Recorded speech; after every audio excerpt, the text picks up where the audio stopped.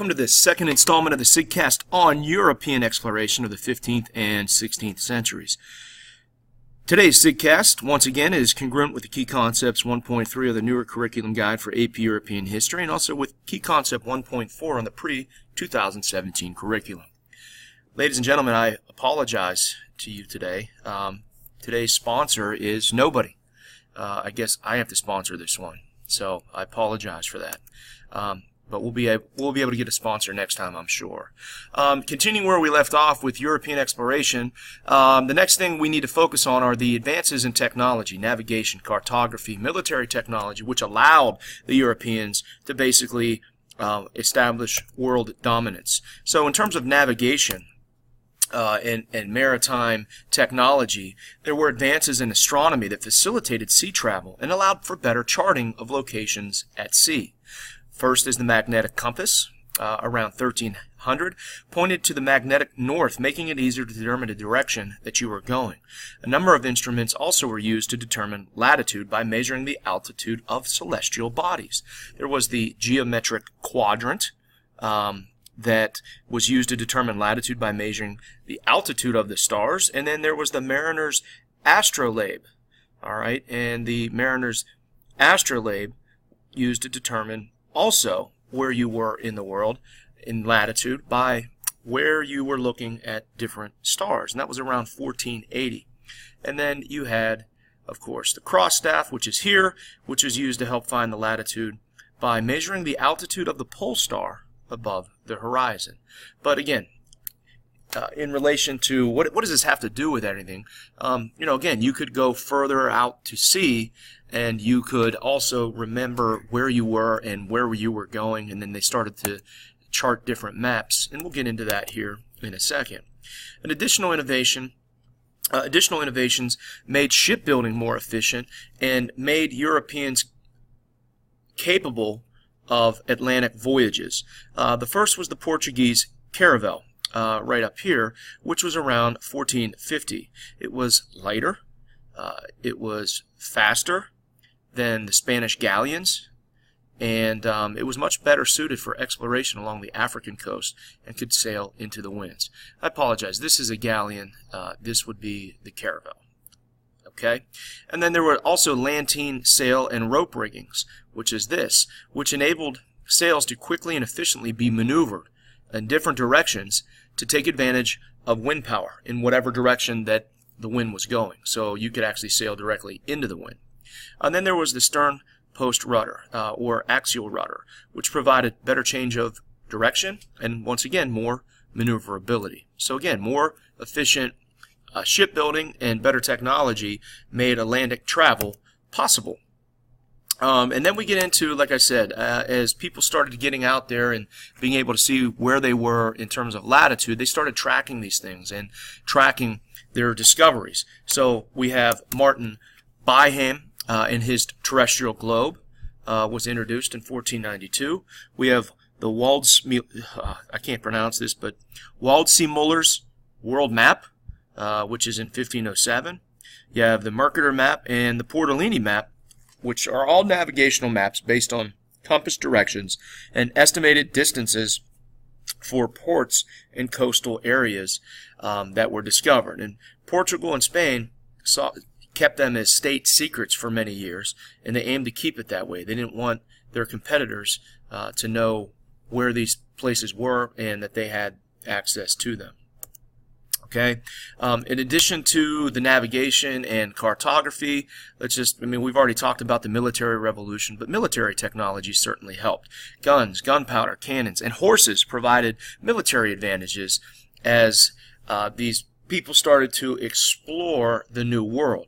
It provided protection against the hostile ships of competitors, but also facilitated the domination of indigenous peoples in the lands in which they explored. And here you see some Spanish soldiers doing battle with some Native Americans, and of course up top you have Spanish ships. So once they established themselves here in these areas, we need to talk about Europeans establishing overseas empires and trade networks through coercion and negotiation. So when we talk about this, the Portuguese really were the first to start this whole process, and it's important to note that they established a commercial network along the African coast in the south and eastern part of Asia, and then eventually into South America. So the Portuguese motives were, in terms of this, in establishing these commercial networks, were economic. They sought an all-water route to Asia to tap into the spice trade. And the Ottoman Empire had blocked the land routes from the Mediterranean to Asia, so they sought to go around, around Africa, and we'll get into that in a second. But there were also, and I need to remind you of this, there were religious motives as well in terms of the context of this era. They sought to find that mythical Christian king somewhere in the east named Prester John for an alliance against the Muslims. Obviously, they never found that, but that was one of their motives. If they could do that, they knew that they would be in the front seat, in the driver's seat, so to speak. Let's talk about Africa. Prince Henry, right here, the navigator. Okay. Again, you need to associate him with Portugal. Financed numerous expeditions along the western African coastline in hopes of finding gold. This ushers in a new era of European exploration. In terms of India, once they got around the continent of Africa, again, the goal was to get into India and Asia, trying to get to Asia going around Africa. The first guy we need to make note of, give a shout out to, is Bartholomew Dias. He rounded the southern tip of Africa in 1488. He feared mutiny by his crew at the Cape of Good Hope, so he turned back. So I always tell my Euro students to remember Dias didn't, meaning Dias didn't get there. Okay, he didn't get to India because he had to turn back. But nonetheless, he's important in the AP curriculum. Vasco da Gama is the next in this saga. Building on Dias's route, he completed an all-water expedition to India in 1498, about 10 years later. He brought back Indian goods, ginger, and spices, creating a huge demand for these products in Europe. This was a huge blow to the Italian monopoly of trade with Asia and helped precipitate the economic and political decline of the Italian city-states.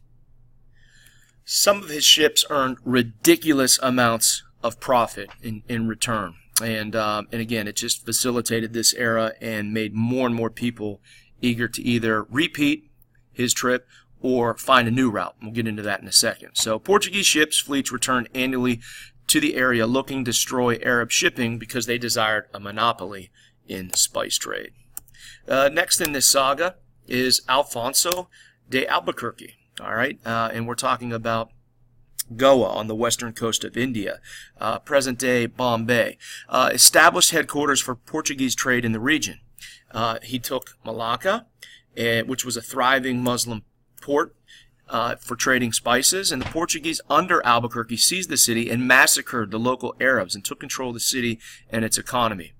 To enhance his terror, this is a quote now, to enhance terror of his name, Albuquerque always separated Arabs from the other inhabitants of a captured city and cut off the right hand of the men and the noses and ears of the women. So again, fear, and you wonder in some cases why there's tension between East and West. It goes back a few years. Next in this saga, we talk about the Americas and Americo Vespucci. This gentleman explored Brazil. He was perhaps the first European to realize that he had discovered a new continent in the New World. He was not the first to sight South America, sorry. However, Cabral had done it a year or so earlier. All right, we'll get into Pedro Cabral here in a second. But America was named after him when Waldseemüller and his map honored Vespucci's false claim that he was the first to set sight on the new continent, and so that is where we get the term America. All right, when we talk about Brazil, Portugal's first major colony in the New World. The administrative structure of Brazil was similar to that at Spain in the New World. And in the 17th century, a large number of slaves from Africa, need to know this, were imported for the production of coffee and cotton, and most importantly, sugar by the 18th century.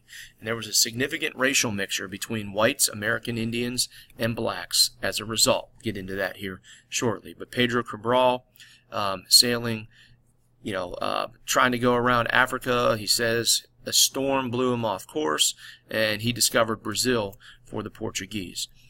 Lastly here, with this mix of race, Francis Xavier led Jesuit missionaries to Asia, where by 1550 Thousands of natives had been converted to Christianity in India, Indonesia, and Japan, and then also Jesuit missionaries will also come to the Americas. So this is where we get Xavier College. We talked about Jesuit colleges during the Counter-Reformation. Xavier is one such. Portugal's style is sometimes referred to as Old Imperialism.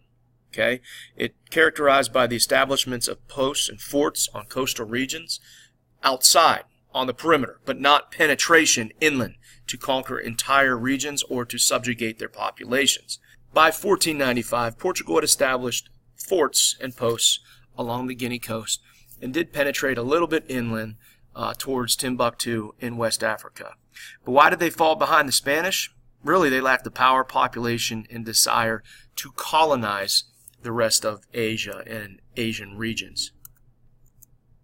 Now, again, this whole notion of old imperialism, we'll compare this, and this is an AP theme, to new imperialism that we'll talk about in the 19th and early 20th century, right before World War I. And then after World War II, we'll talk about the West decolonizing. So stay tuned for that. All right, so we talk about the Spanish here now. Spanish established colonies across the Americas, in the Caribbean, and the Pacific, which made Spain a dominant state in Europe in the 16th century as part of that centralization process. Christopher Columbus was eager for Spain to compete with the Portuguese expansion. Ferdinand and Isabella financed Columbus's voyage. 1492, Columbus reached the Bahamas, believing that he had reached the Indias somewhere west of India. His 4 expeditions charted most of the major islands in the Caribbean, as well as the Honduras and Central America. The monumental significance of Columbus's expeditions was that it ushered in a new era of European exploration and the domination of the New World. Bartholomew de las Casas was a priest and former conquistador whose father had accompanied Columbus on his second voyage. He wrote something called A Brief Account of the Destruction of the Indies in 1542. And what he does is he publicly criticizes the ruthlessness in which Columbus and his successors treated the American Indians. His writings helped spread the theory of the Black Legend in Protestant countries where Spain was accused of using Christianity ostensibly for killing countless natives. In reality, Protestant countries like England were just as guilty of decimating American Indians, but the Protestants liked this whole notion of the Black Legend because they believed that they were tainted with the blood of Moors and Muslims. Ferdinand Magellan is next in this saga. His ship was the first to circumnavigate the globe. Even though he didn't make it, he died in the Philippines. He charted the enormous size of the Pacific Ocean, and then we had Spanish conquistadors begin creating Spain's New World Empire by conquering the American Indians. The first of those conquistadors was Hernan Cortez. He conquered the Aztecs in Mesoamerica by 1521.